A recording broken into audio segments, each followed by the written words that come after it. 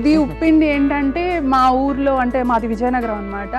అక్కడ ఎక్కువగా అంటే ఇప్పుడు మనకి పండుగలు వస్తాయి కదా, కనుమ అలా వస్తుంది కదా, సో అప్పుడు నాన్ వెజ్ తోని ఇది కంపల్సరీ చేస్తారు. ఇదైతే నాకు మమ్మీ నేర్పించింది. సో అక్కడ నుంచి నాకు అలవాటు అన్నమాట.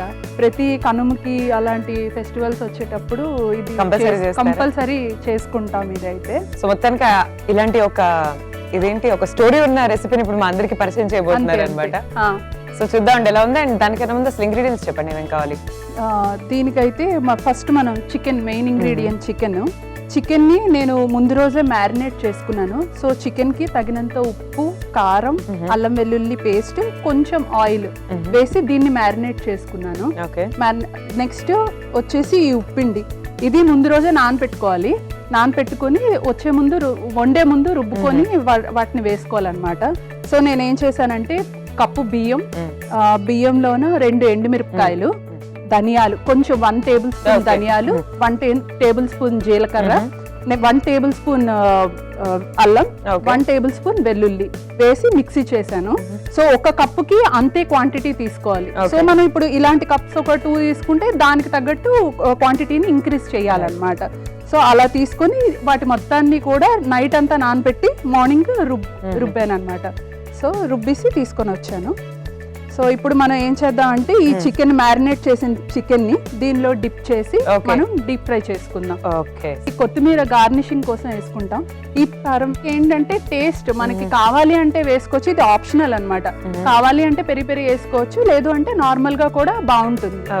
సో అది ఆప్షనల్.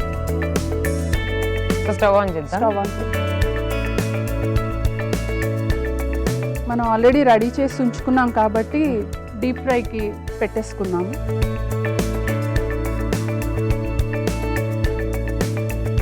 ఇదేంటంటే మనకి ఇలాగా చూడండి, ఇలా జారుగా ఉండాలి. మామూలుగా మనం పకోడీకి ఏంటి గట్టిగా చేసుకుంటాం, కొంచెం గట్టిగా చేసుకుంటాం. అలాగా మళ్ళీ పకోడీ కర్రీస్ అంటే ఇంకొంచెం గట్టిగా చేస్తాం కదా, ఇది అలా కాదు. దీని కన్సిస్టెన్సీ ఎలా ఉండాలంటే ఇగోండి ఇలా ఉండాలి, ఇలా జారినట్టుగా ఉండాలన్నమాట. అలా ఉంటేనే బాగా వస్తుంది. ఎందుకంటే మనం నాన్ వెజ్ ఐటమ్స్ కదా వేస్తున్నాము, సో అవి ఉడకాలి కదా, అందుకోసం అని మనం దీన్ని కొంచెం పలచగానే చేసుకోవాలి.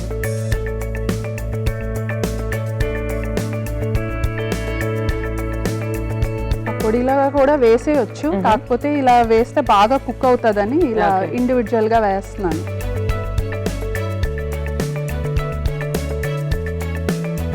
ఇది కట్ చేసుకునేటప్పుడు కూడా పీసెస్ ని మనం బ్రెస్ట్ పీస్ తీసుకోవాలి, అంటే బోన్స్ ఉంటే సరిగ్గా కుక్ అవ్వదు.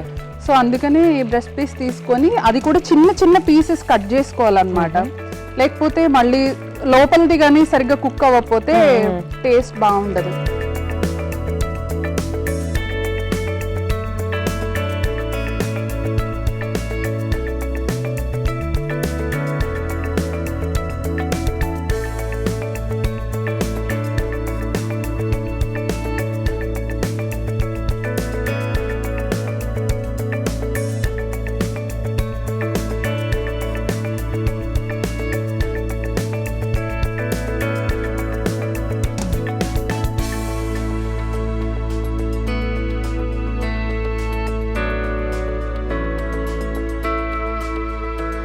సో రెడీ అయిపోయినాయి కదండి? రెడీ అయింది. ఇప్పుడు ఏం చేద్దాం, మీరు ఇచ్చేస్తే నేను తినేస్తా. Okay, sure. సో బజ్జీల్లో ఉన్నాయి యాక్చువల్లీ.